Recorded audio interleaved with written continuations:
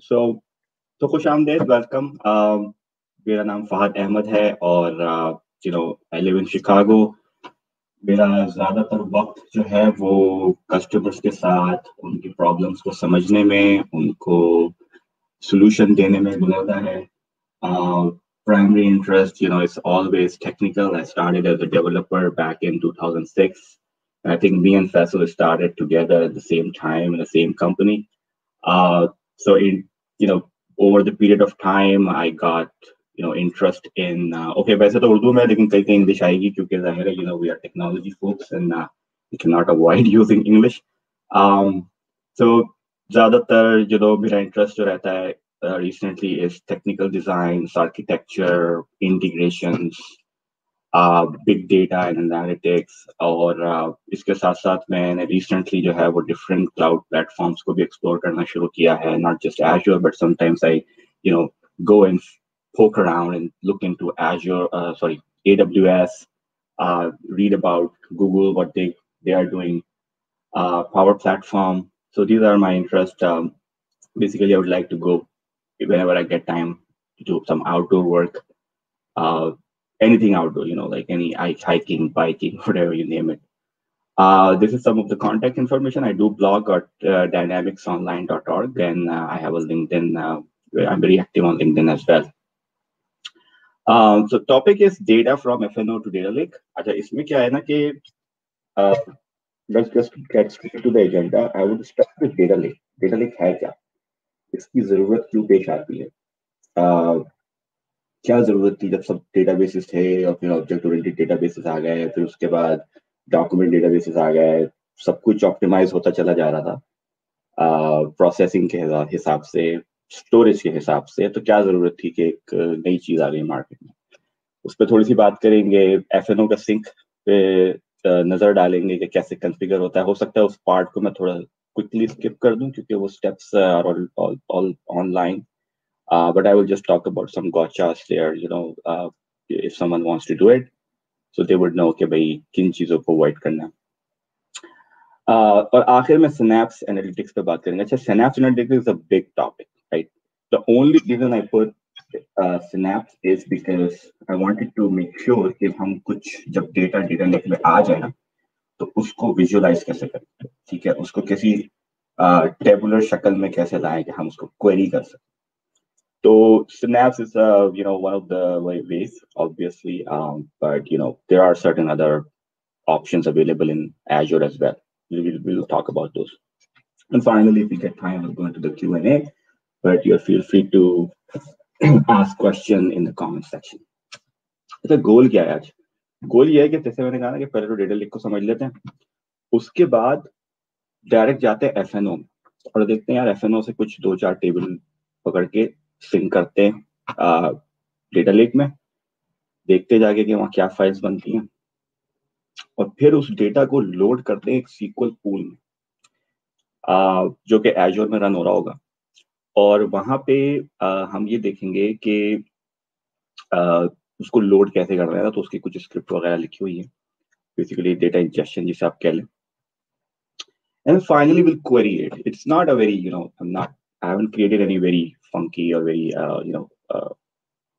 kind of Power BI UI. You just visualize the thing, but it's, you can query it. You can see, okay, the data that you got, जो data आपको मिला है FNO से, वो नजर कैसे आ रहा है उसको, क्योंकि सब डेवलपर्स हैं मोस्टली आर्किटेक्ट्स, तो उनको जरा डेटा को क्वेरी करके उनको समझ आता है. फिर you can make sense of it and you can do whatever you want, right?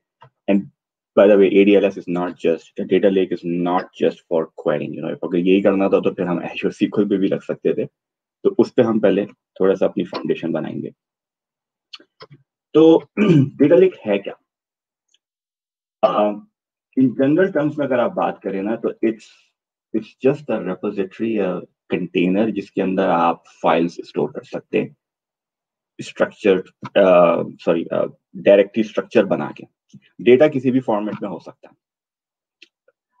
Database की क्या लिमिटेशंस होती थी कि आपको रिलेशनल डेटाबेस लेके आना है, आपको कुछ सर्टेन प्रोटोकॉल्स फॉलो करनी है, यानी कि अगर डेटा को क्वेरी करना है या पहले तो आप नॉर्मलाइजेशन कर लें, पुराना कॉन्सेप्ट जो हम हमेशा से पढ़ते आए हैं और यूज करते आए हैं। तो पहले तो आप नॉर्मलाइज कर लें डेटा को, second normal form, third normal form, foreign keys define करें, प्राइमरी कीज डिफाइन करें, नेचुरल कीज देखें, बहुत सारा काम किया हमने उस पर। और डेटा को फिर आपको इस तरह से रखना है, अब वो रहेगा स्ट्रक्चर्ड फॉर्म में। फिर हम थोड़ा सा और हमने उसको जब देखा, you know, when we go towards very enterprise level applications, or you know, the applications that has abnormal amount of data. I use this term because I don't have a very good term to use. Abnormal means कि जैसे अगर first करें कोई example लेते हैं, Facebook के ऊपर जो ट्रैफिक आ रहा है, it's like abnormal, it's like you can't imagine कितना डेटा आ रहा है, कितना ट्रैफिक। जब इस किस्म की यूज केसेस आने लगे ना, तो फिर डेटाबेस टेक्नोलॉजी इवॉल्व हुई, रिलेशनल चल ही नहीं सकती थी वहां पे। तो फिर हम चाहे अच्छा चलो यार सेमी स्ट्रक्चर्ड कर लेते हैं, फिर हमने कहा नहीं डीनॉर्मलाइज कर लेते हैं, फिर हमने कहा अच्छा काम करते हैं फाइल्स में रख लेते हैं, रहा वो स्ट्रक्चर्ड ही टू सम एक्सटेंट। फिर एक यूज केस आया कि यार डेटा तो सिर्फ इसी तरह थोड़ी होता है कि आपने बस उसको सीएसवी में रख लिया, राइट, या एक टेबल बना लिया, या उसको कह दिया सेमी स्ट्रक्चर्ड है। सेमी स्ट्रक्चर्ड मीन्स के यू नो हम एक स्ट्रक्चर डिफाइन करेंगे लेकिन हम उसको थोड़ा सा लूज रखेंगे कि आप उसको ना और भी फील्ड ऐड कर सके ना जब आपको जरूरत हो, यू नो, आपको डेटाबेस एडमिनिस्ट्रेटर या डेवलपर के पास ना जाना पड़े। तो जब और किस्म के डेटा आए ना मार्केट में कि यार you know click stream data आ गया, जैसे क्लिक स्ट्रीम एक टाइप है, यू नो, आप इंटरनेट पे जब आप क्लिक करते हैं किसी भी वेबसाइट पे, खास करके ई कॉमर्स वेबसाइट पे, तो you are being tracked, although we know that in today's world we are being watched and tracked and listened through our devices. But I'm talking about, you know, like a very basic use case कि आप internet पे कोई चीज shop करते हैं तो your data, your where you are clicking, it's all being tracked. अगर आपने कोई चीज खरीदी, नहीं खरीदी, it doesn't matter. If you are on their website or any big website and you are doing it, you are being tracked. So it's a different kind. फिर IoT sensors आ गया, ठीक है, जिसमें एनालॉग डेटा होता है वो फिर convert होकर डिजिटल में आता है और मैसिव अमाउंट ऑफ डेटा होता है। फिर हम बात कर लेते हैं कि यार चलो वीडियो डेटा इतना ज्यादा क्रिएट होता है, ऑडियो डेटा, इमेजेस क्रिएट होती हैं, ठीक है। तो अब इतने सारे फॉर्मेट के डेटा को कैसे रखा जाए, तो उन्होंने फिर उसको थोड़ा सा लूज बना दिया कि भाई आप किसी भी किस्म का डेटा, अब आप अगर इसको थोड़ा सा बेसिक जहन में जाके सोचें आपके कि यार इसमें ऐसे क्या रॉकेट साइंस है, ये तो एक यू नो एक फाइल सिस्टम में भी रख सकते हैं। एक फाइल सिस्टम जैसे होता है किसी भी कंप्यूटर में, आप यू नो डायरेक्टरी स्ट्रक्चर बनाएं, एक फोल्डर के अंदर आप चाहे तो सीएसवी फाइल रखें, चाहे तो जेसन रखें, चाहे तो यू नो इमेजेस रखें। So it's exactly fundamentally the same thing. The technology is different, right? It's being the scalability is different. It is on cloud, so it's scalable. It's basically, you know, you don't have to actually buy the storage. It's scalable on your need. You don't have to actually you know define the tiers actually. If you, although you need to buy some tiers, but it auto scale if your requirement goes up, ठीक है।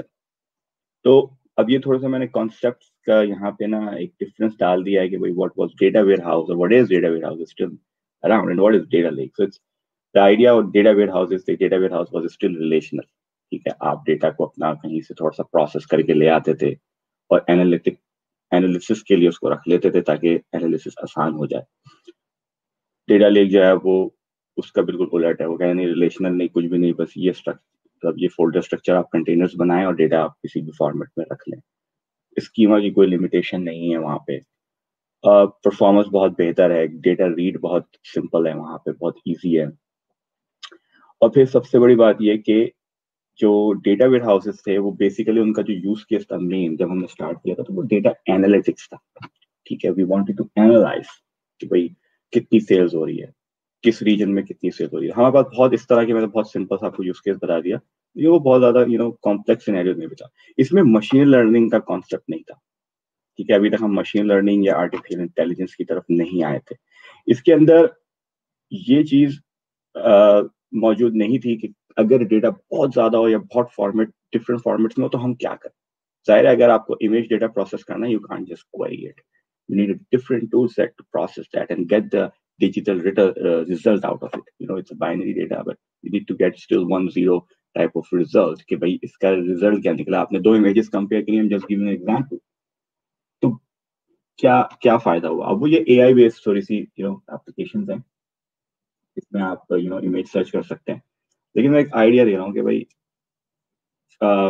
Different किस्म के use cases data warehouses के अंदर जो relational databases होते हैं उसमें नहीं हो सकते। तो डेटा लेक ने आके कहा कि भाई अभी डेटा किसी भी फॉर्म में डाल दो, टूल हम आपको टूल आपको अलग लेना होगा। टूल पे फिर हम भी आएंगे कि what is the tool, what I mean by tool. ये कुछ वेंडर्स हैं जो डेटा लेक टेक्नोलॉजी पे काम कर रहे हैं, जिन्होंने अपनी डेटा लेक्स बना के क्लाउड बेस्ड दे दी है। इस पे ऑब्वियसली सबसे बड़ा कॉम्पिटिटर हमारा AWS है। क्विकली चलते हैं एज़्योर डेटा लेक पे। ज्यादा इस पे बात नहीं करूंगा, उसकी वजह यह है कि फाउंडेशन जो हमने भी एक जनरल डेटा लेक के बारे में बात की है, exactly the same thing. However, some changes are there, or some, I should say, enhancement or addition that I would like to touch on briefly. One is that it's built on blob storage.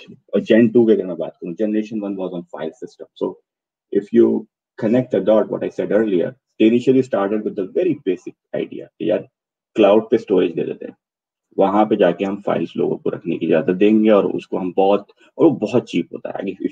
If I just compare it, I don't have the right like very I should say कि कोई मेरे पास exact Microsoft की तरफ से तो number नहीं है, but based on my analysis so far I can easily say कि it's minimum 10% cheaper, 10 times cheaper, sorry। यानी अगर आप डेटाबेस में टेबल में डेटा रख रहे हैं और इसमें रख रहे हैं CSV फाइल्स में लाके, तो इट्स वेरी वेरी चीप।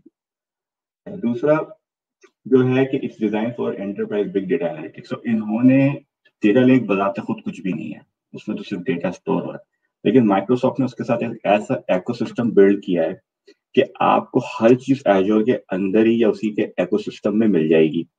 यानी अगर आपको एनालिटिक्स करनी है, बिग डेटा एनालिटिक्स, अच्छा बिग डेटा का वर्ड आपको शायद याद होगा, बहुत बहुत इस्तेमाल हुआ है 2009-10 के बाद, अभी भी होता है। लेकिन जब से ये क्लाउड बेस्ड सर्विसेज आ गई हैं तो अब लोग जो है ना ये इस तरह की, जैसे डेटा लेक एक चीज है, उसके अंदर फिर जितनी भी बिग डेटा की जितनी भी प्रोसेसिंग होती थी ना, जो पहले हम हडूप का एक इन्वायरमेंट या क्लस्टर सेटअप करते थे सिर्फ डेटा प्रोसेस करने के लिए,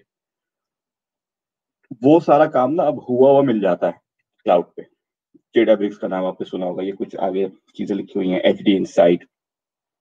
बेसिकली HD इनसाइट जो है ना वो हडूप का एक फ्लेवर था, अभी भी है, था नहीं अभी भी है, जो माइक्रोसॉफ्ट ने बनाया, क्योंकि हडूप एक ओपन सोर्स टेक्नोलॉजी थी, गूगल ने बनाई थी, जिसमें आप क्लस्टर्स बना के डेटा को डिस्ट्रीब्यूटेड लेवल पे प्रोसेस कर सकते थे। क्योंकि बिग डेटा का इशू क्या था कि बहुत मैसिव डेटा है आपके पास और वो फाइल सिस्टम्स में ही स्टोर है। तो जनाब उसमें अब उसको प्रोसेस करना है, अगर आप उसको प्रोसेस करने बैठ जाए तो महीनों लग जाएंगे। तो उन्होंने कहा कि भाई depending on how big your data is, you could have different clusters of computers or nodes, as they used to say, and that nodes can work together to process it. So that was Hadoop. उसके भी बहुत सारे flavours बने, Microsoft ने भी बनाया, क्लाउडेरा ने बनाया, काफी लोगों ने बनाया उसके। तो अब क्या हो रहा है कि जब हम क्लाउड की तरफ आते हैं ना, तो हम देखते हैं कि वो सारी चीजें जो है ना वो क्लाउड के अंदर आके जो है ना उन्होंने उसकी एक ऑफरिंग दे दी है। ठीक है, अब आपको डेटाब्रिक्स यूज करना है, आपको इनसाइड यूज करना है, आपको कहीं ना कहीं उसके कोई ना कोई फ्लेवर मिल जाएगा। You just need to buy it based on your need, subscribe to it and then start processing your data. तो बिग डेटा प्लेटफॉर्म जितने भी हैं ओपन सोर्स बड़े जो है वो सपोर्टेड हैं इसके अंदर। You don't need to go to another party and do the licensing and all that, and obviously it's very easy and performant। तो इस पर अगर आप देखेंगे तो डेटा लेक के अंदर अगर हम थोड़ा सा फाउंडेशन को आगे लेके बढ़े तो डेटा डिफरेंट टाइप्स का आ रहा है, जिसमें लेफ्ट हैंड साइड पे टाइप्स हैं डेटा की, और ऊपर हमने कुछ टूल्स बता दिए कि जो आप यूज कर सकते हैं to process it. Now moving forward, if we try to make more sense of our scenarios or our ERP scenarios, I'm moving towards F&O, तो उसमें डेटा लेक का क्या यूज हो सकता है ना, जब हम क्लाइंट्स के पास जाते हैं, हम कस्टमर्स के पास जाते हैं, तो उसमें क्या है। तो ये एक माइक्रोसॉफ्ट के डॉक से ही मैंने पिक्चर ली है, इट्स वेरी इजी। तो आप देख सकते हैं कि हम F&O से जो डेटा आ रहा है ना, इन्होंने डेटा एंटिटीज लिखा हुआ है, BYOD लिखा हुआ है, but I feel like this is probably little bit different than what I was expecting.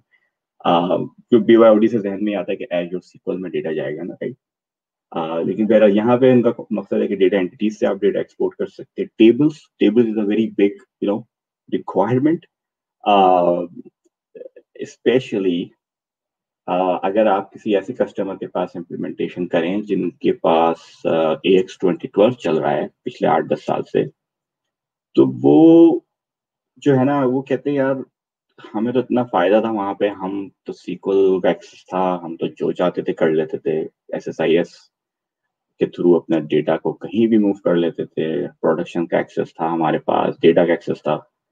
यहाँ पे तो कुछ भी नहीं है, तो वो एक एक थोड़ी सी रेजिस्टेंस आती है जब वो ये चीज देखते हैं। तो उसको हम जब BYOD ने काफी हद तक वो चीज सॉल्व की, हमने डेटा उनको एंटिटीज फॉर्म में, नॉर्मलाइज फॉर्म में देते रहे एक अर्से तक। लेकिन वो भी ज़ाहिर है ना, उसमें 2 इश्यूज थे। तो वो रियल टाइम सिंक नहीं था, उसके लिए आपको बैच जॉब चाहिए। खैर रियल टाइम तो ये भी नहीं है, बट एटलीस्ट उसको आपको चलाने के लिए FNO पे एक्स्ट्रा लोड नहीं डालना। भी थोड़ी सी आर्किटेक्चर पे बात करते हैं आगे चल के। और फिर ये कि वो टेबल्स के फॉर्म में नहीं था, यानी अगर उन्होंने फर्ज करें एक अपने स्टोर प्रोसीजर्स लिखे हुए हैं just to massage some data and then give it to some small team जिनके पास 2-3 यूजर्स हैं, उनको एक्सेल पे कुछ अपनी एनालिसिस करनी होती है, राइट। तो वो नहीं चाहते कि उस पर इतनी बड़ी इन्वेस्टमेंट करें। वो नहीं चाहते कि उसके लिए ना शुरू से हम FNO में कोई एक्सटेंशन ऐड करें या कोई अलग एक सोल्यूशन बनाए। वो ये चाहते हैं कि भाई वो एक्सेल शीट से अगर डेटा उठाते थे ना, तो उनकी एक्सेल शीट वैसे ही रहे, ठीक है, और डेटा उनको उसी फॉर्म में मिल जाए। तो अब यहाँ पे जो किरदार हम लोगों का होता था, तो हम फिर सोचते थे कि क्या करें, क्योंकि टेबल की फॉर्म में तो डेटा हम एक्सपोर्ट कर ही नहीं सकते थे। हमारे पास BYOD वाला ऑप्शन होता था, या हम कुछ अपना लिखें, किसी तरीके से उसको बनाए। अच्छा, इसमें क्या है कि आप टेबल सिंक कर लें। आपको अगर जो भी टेबल्स चाहिए, कस्ट table, just to give you a very simple example, customer groups चाहिए, आपको ट्रांजैक्शंस चाहिए, आप डेटा को इनेबल करें और आप सिंक कर लें। उसके बाद की कहानी फिर हम आगे देखेंगे कैसे। तो आप देख सकते हैं कि इस पे आइडिया यही है कि आप डेटा ले आए इस पे डिफरेंट सोर्सेज से। हिस्टोरिकल डेटा भी ला सकते हैं, बल्कि हम अभी एक कस्टमर पे काम कर रहे हैं, तो एग्जैक्टली ये सिनेरियो है। X 2012 से वो आ रहे हैं FNO पे, तो उनको अपना हिस्टोरिकल डेटा भी चाहिए। तो हमने उनसे कहा कि भाई rather दो या 2 options, either you just keep your database with the SQL server on prem, or you just move your data what you need in data lake, which will be very cheap, by the way. You don't have to do any licensing, it's just a storage cost. And since we are already building Power BI analytics on top of the data lake, you could have another एक report आप उस पर बना सकते हो query करके कि भाई अच्छा, अगर फर्स्ट करो किसी को आज से 2 साल पहले का कोई कस्टमर का क्रेडिट चेक करना था, तो वो उतना डेटा हमने आपको दे दिया, and now you can just go into your Power BI, do the filtering, and then see that data. So that turned out very well. From an architecture standpoint, we didn't have to convince them. They were very happy. Yeah, chalo, aisa bhi hai. And the other thing is, most organization wants to go towards cloud, right? If they are going for FNO, they don't want to keep things on-prem. And this is like third time I'm hearing कि customers को अगर हम ये कोई option दे भी ना कि on-prem में ऐसे हो सकता है, for example, ऐसे तो हम देते नहीं है, we want them to move to cloud, तो वो थोड़ी देर बाद वो खुद ही समझ जाते हैं, कहते हैं नहीं यार क्लाउड पे ही चलते हैं। तो आप कुछ ऐसे ही सेटअप बना देंगे, डेटा सारा हमारा क्लाउड पे आ जाए, and then all other sources का भी जो डेटा है ना, हम उनको भी एक जगह लेके आए। It's working out very well. And I think you see on the right hand side, Spark is a Apache Spark basically is another Hadoop के ऊपर प्रोसेसिंग इंजन बनाया था, बाद में Apache ने acquire किया था, तो it's also available there. So all these things on top, you can see Databricks, machine learning, all those things can be can be integrated. It's already there with data lake, and you can do all what you want with that data. And then later on, it's not, उसके बाद फिर जाहिर है जब आपने process कर लेना है ना डेटा को, तो उसके बाद आपकी रिक्वायरमेंट यही होगी कि उसको विजुअलाइज करना या उससे कुछ सेंस निकालना। तो वो फिर आप रिपोर्टिंग इसके ऊपर आ सकती है कि आप पावर BI की रिपोर्ट्स बना लें, या जो भी आप रिपोर्टिंग टूल यूज करना है, you could just move the data there. So I think enough about this foundation. Time को मैं चेक कर रहा हूँ, टाइम बल्कि काम करते हैं कि चलते रहते हैं, थोड़ा सा FNO पे भी बात कर लेते हैं, and then I will go into the demo part. Just looking at it, if there is any question, I don't see any. Just keep going. अच्छा, FNO के साथ सिंक, इस पर थोड़ी सी बात कर लेते हैं. BYOD या ब्रिंग योर ओन डेटाबेस जो है वो एक चीज थी जो हम काफी अर्से यूज करते रहे, अभी भी करते हैं. कभी कोई ऐसा सिनेरियो आ जाए, लेकिन ज्यादातर अब हम मूव हो रहे हैं डेटा लेक की तरफ. गो के ये फीचर अभी पब्लिक प्रीव्यू में है, but we are hoping that it will be available for production very soon.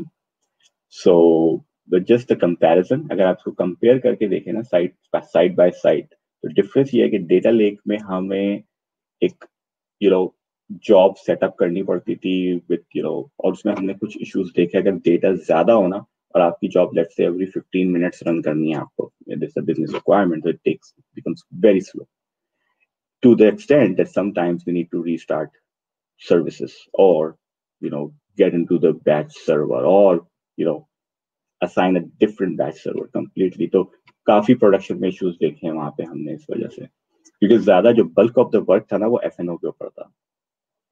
इसके अंदर ऐसा नहीं है, इसमें माइक्रो सर्विस बेस्ड आपकी सिंक्रोनाइजेशन है. Means there is a additional service running outside of FNO to sync data between the two systems. Or it's automatically refreshed. You don't have to do anything. You just need to, अगर आपने बता दिया ये 2 table चाहिए मुझे, वो वही tables sink होते रहेंगे.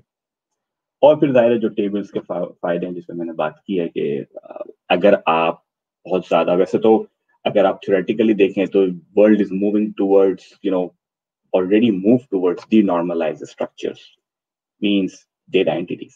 We talk about FNO.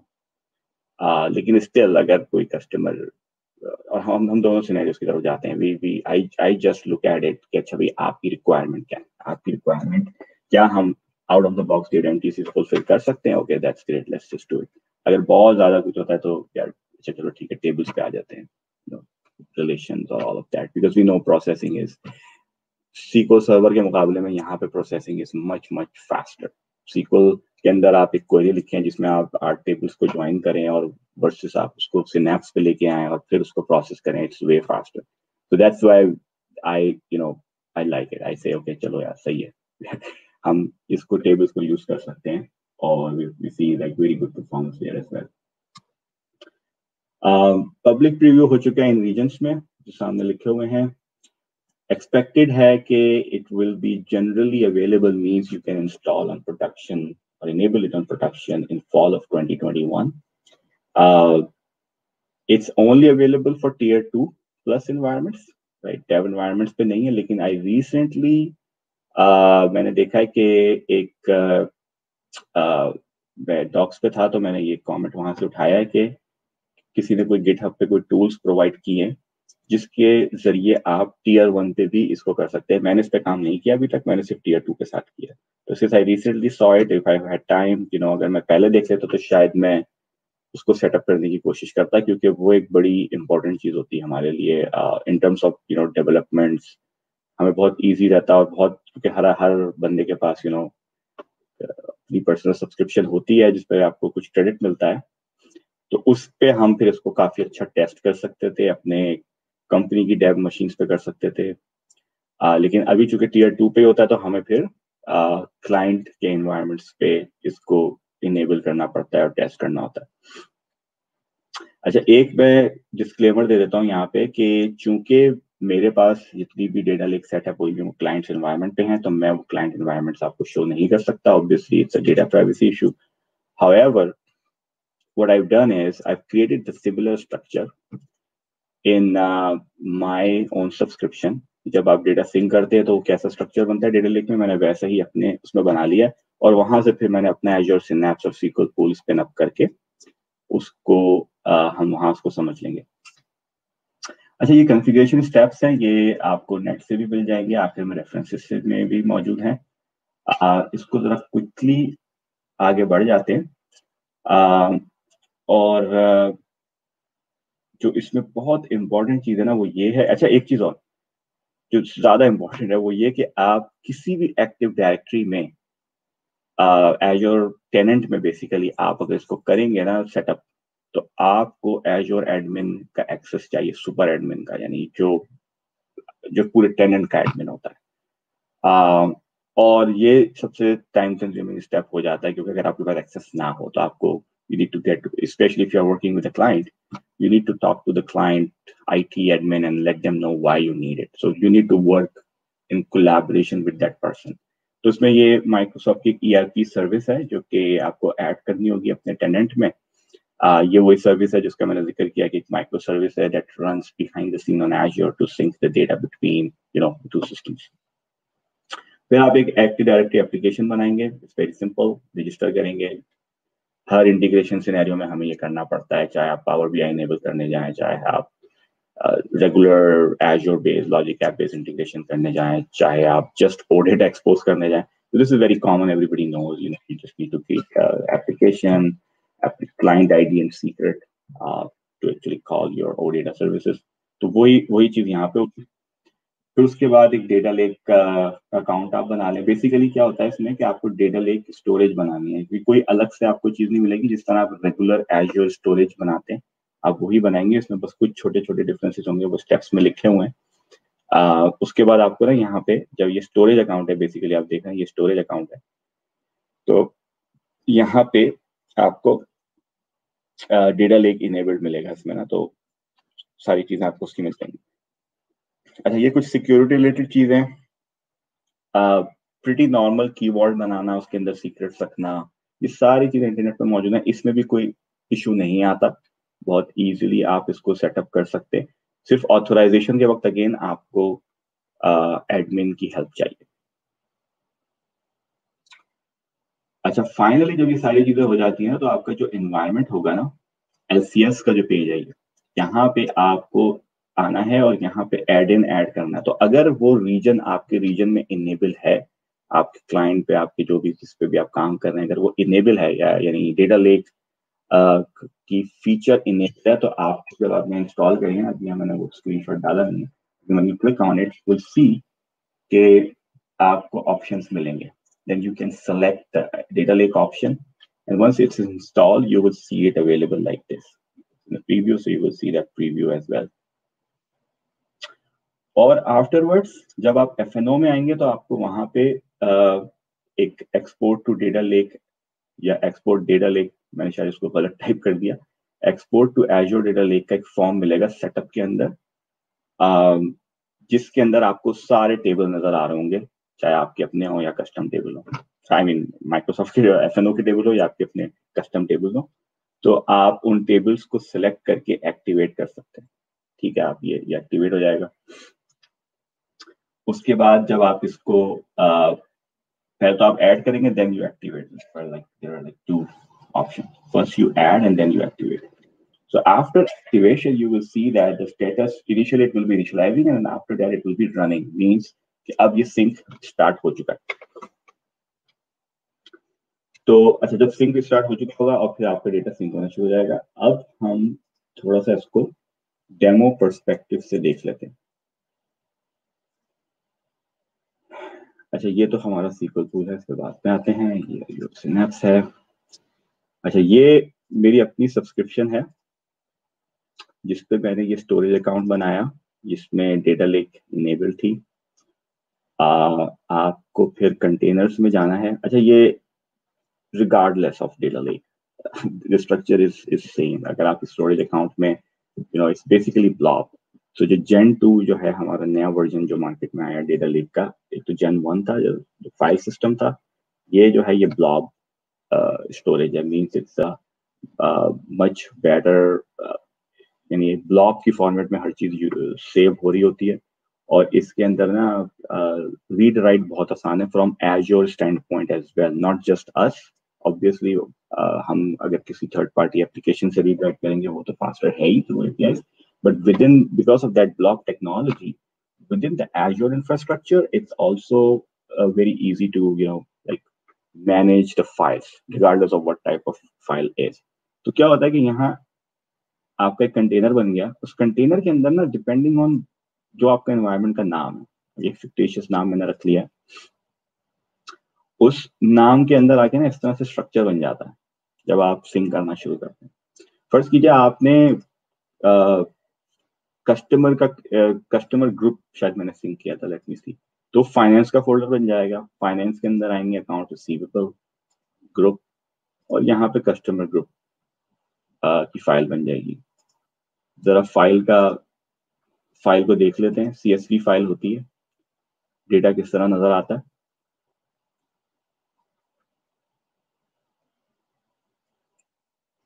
तो ये आप देख रहे हैं कि ये डेटा जो है यहाँ पे फाइल में आप देखेंगे इसमें हेडर नहीं है। तो हेडर की इंफॉर्मेशन जो होती है ना, हमको वो आप देखेंगे हर उसका ना एक फोल्डर बना होता है हर टेबल का। तो जैसे कस्ट ग्रुप डॉट CDM जिसका कॉमन डेटा मॉडल है, और यहाँ पे ना इसका इस जेसन के अंदर उस CSV फाइल का स्ट्रक्चर डिफाइन होता है। तो आप देख सकते हैं कि यहाँ से फिर जो भी आप टूल्स होंगे ना, आपके जो मैं बात कर रहा था, जितने भी टूल्स होंगे, जब आप उनको कनेक्ट करेंगे ना डेटा को यहाँ से रीड करने के लिए, तो they would understand. This is like a very standard format to read through and to access this information. अच्छा, अब वापस चलते हैं। मैं टाइम पे नजर रखा हुआ हूँ, हमारे पास सिर्फ 5 मिनट रह गए। तो इस तरह से यहाँ डेटा मैंने आपको एक एग्जांपल दे दी फाइनेंस की। इसी तरह अगर आप सप्लाई चेन के टेबल करेंगे तो सप्लाई चेन में वो सिंक हो जाएंगे। अच्छा, लास्ट टॉपिक है हमारा सिनेप्स का। तो सिनेप्स पे जल्दी से नजर डाल के इसकी भी एक डेमो देख लेते हैं कि डेटा जो हमने सिंक किया था, अगर आप अपने जहन में कनेक्शन बनाए, तो हमने FNO से कस्टमर ग्रुप और मैंने शायद एक और कोई टेबल है सिंक किया हुआ, मुझे याद नहीं आ रहा, वो हमने सिंक किए हुए हैं। वो फाइल्स जैसे आप डेटा अगर आप डेटा अपडेट भी करते हैं तो with in few minutes, this not a defined time yet, at least I am not aware of, but with in few minutes, कल मैंने टेस्ट किया था तो 2 मिनट के अंदर ही मुझे वो फाइल अपडेटेड मिल गई थी। यानी वो आपने फर्स्ट नया कस्टमर ग्रुप ऐड करा, वो डेटा सिंक हो गया, एजोर में आ गया। अब हमें उस डेटा को फाइल की फॉर्मेट में, अब हमें उसको रीड करना है, ठीक है। उसके लिए हम क्या करेंगे, पहले हम थोड़ा सा एजोर स्नैप्स पे क्विकली नजर डाल लेते हैं। Azure Synapse is basically a serverless technology, obviously, just like any cloud, and it's a limitless uh, platform. Means that it allows you to load data at at massive levels. Like it's massive storage का जो data जो हम data lake में ले आते हैं, तो ये उसको process करने में basically like a big data processing platform, जिसका मैंने शुरू में जिक्र किया। अच्छा, इसके अंदर और छोटी छोटी चीजें हमें और मिल जाती हैं कि डेटा इंजेक्शन के कुछ टूल्स मिल जाते हैं। फिर बिग डेटा एनालिटिक्स की जो मैंने बात की थी, उससे रिलेटेड कुछ आपको स्पार्क के इंजन आप बना सकते हैं और प्रोसेसिंग कर सकते हैं। उसकी जो स्पार्क की अपनी लैंग्वेज होती है, वो आप यूज करके क्या कहते हैं, जो बिग डेटा की एनालिसिस है वो कर सकते हैं। और obviously it's also data warehousing, means कि आप फाइल्स में तो डेटा आ गया, data warehouse, if you remember what I made the comment earlier, it's still the relational database. So it's a big word. I'm just using it to load the data and query it. I could have done it using, like a data factory job, like SSIS job. Just मैं files read करके Azure SQL में भी डाल सकता था और मैं वहां से भी read कर सकता था. It's exactly the same thing. But here is basically I just wanted to show the tool and the scalability of it. और फिर जो बातें हमने की थी ना, जो यूज केसेस थे मशीन लर्निंग के, एनालिटिक्स के, वो सारे हम यहाँ पे कर सकते हैं। जैसे मैंने कहा कि इसके लिए एक अलग सेशन चाहिए, तो अगर कभी फ्यूचर में मौका मिला तो दोबारा इस पे एक सेशन रख लेंगे। But basically what you need to do is, अगर आपकी प्राइवेट सब्सक्रिप्शन में और आप थोड़ा सा समझना चाहते हैं, तो आपको बस एक Azure Synapse का इंस्टेंस बनाना है। उसके बाद एक SQL पूल बनाना है। SQL pool is basic nothing but just the old SQL DW thing which is called data warehouse. और आपको फिर डेटा को लोड करके रीड करना है। तो उसका क्विकली डेमो कर लेते हैं।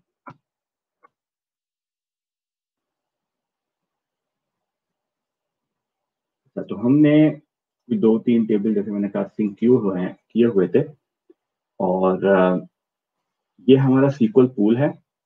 पहले मैंने Azure Synapse का एक इंस्टेंस बनाया। वहां भी ऑप्शन होता है जब आप बना लेते हैं ना शुरू में, तो आप अगर यहाँ जाएंगे तो आपके पास SQL पूल बनाने का यहाँ भी ऑप्शन होता है। सॉरी, यहाँ पे ठीक है, आप यहाँ भी बना सकते हैं और आप अलग से भी बना सकते हैं, but you just need to link it.